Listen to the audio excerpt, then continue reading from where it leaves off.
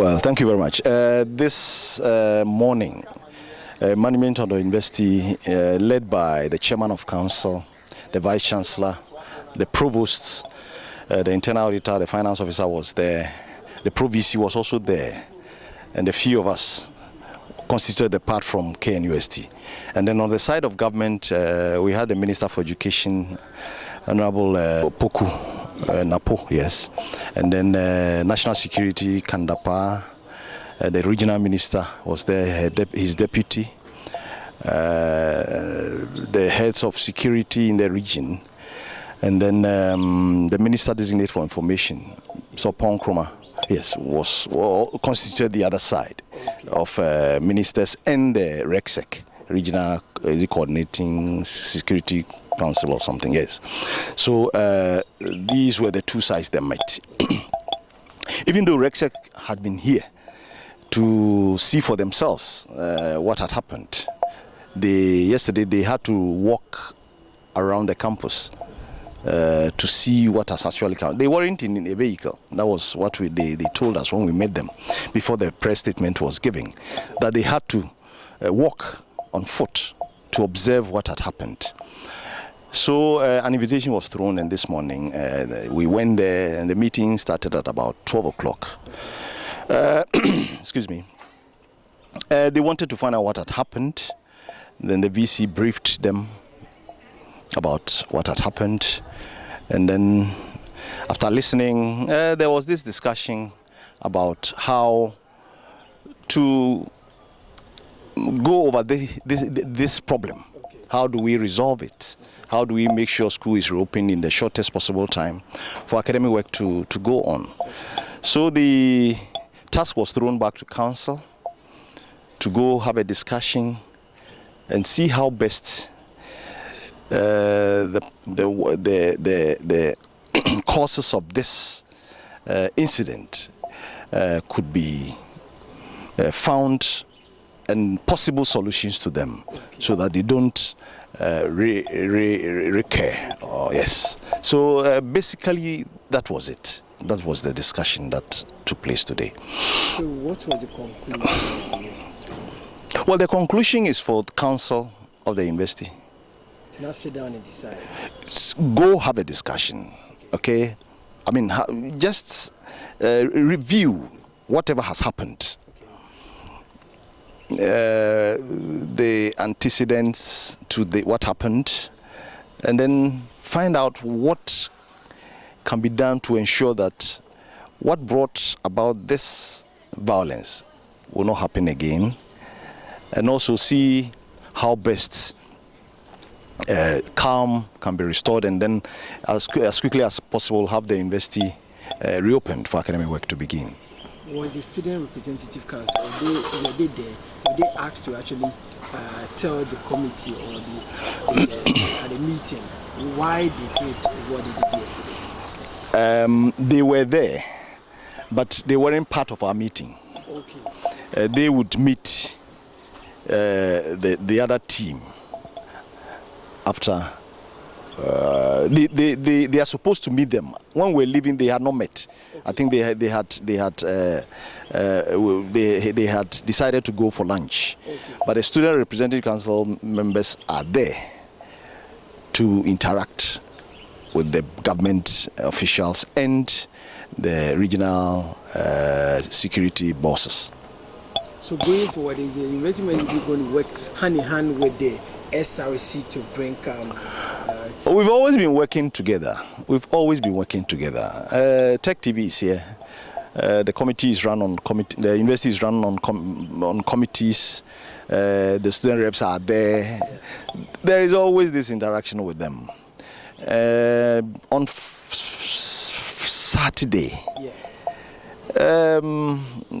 some of the student leaders, about 3 or 4 of them, went to the VC, spent some 2-3 hours with him, having discussions on what had happened the previous day, which was the Friday, and how best some of these things can be, some of the provocations and their morale and what the problems they bring us as an institution, how these could be curtailed.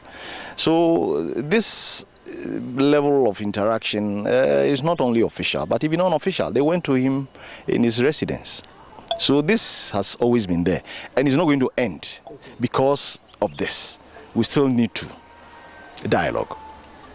When is the university management going to start gathering all the debris and then making sure the damages, campus is clean and all that? Well, I think it started today, but the pace is slow. I'm sure as the days go by. It's enormous. I mean, you could see garbage all over. So I think it started, and it will continue. So very soon, possibly we'll use the rest of the days in the week, maybe to clear everything, and then quickly we see how best we can start rebuilding. I mean, when I say rebuilding, those facilities that were destroyed, how best we could put them back in the state they were in before this incident. Okay, we had a press release yesterday that the school is closed down, but then we don't know as to the workers, the staff, whether they have to come to work or they have to be like students. Yes. If the school is closed down, you realize they said students were supposed to leave. Yes. They didn't say it didn't state that staff were to stay at home. We would have to work. But you don't see many people here because most of the things we're working with, some were stolen, some were destroyed, but some of us still came. You learned even your office was... Yeah, it was ransacked. Yeah, two laptops were stolen. You see, those who came, some of them were actually criminals. They were criminals. I can say it without mincing any words. They were criminals, pure criminals. And I don't think some of them were students. They used the opportunity to possibly join, or I don't know how they did it, but some were criminals. I see. So staff should still come to work? Yes, we have to. We have to. Okay. Yeah, staff would have to be at work. How soon will the students be back? As soon as possible. I would have wished we could resolve this in no time so the academic work goes on. You see, I'm very much worried about having universities closed down. Yes. I don't know the last time I experienced it or I heard about this. It is not good for the image of the university globally. You know, we thrive on global recognition. It's very, very important. Foreigners come to the school based on what they hear. We had a lot of foreign students, particularly Nigerians, coming to us in some decades ago, and even now, even though it's reduced, because we had a very stable system. That made them quickly come here. But if we start having these problems, then we are likely to lose all these people, the foreign students. That will make our university international. If we have only Ghanaian schooling, it's not international. It's a national university, So that is my worry. So I would have wished in no time the school reopens so that we quickly do what we do best by teaching and training our students, engaging in research, and then community service as the mandate of the institution. Before you go, what is your message to students, parents, and anybody out there who have been hearing things from the social media which are not right? How will you encourage and ensure them from the university perspective?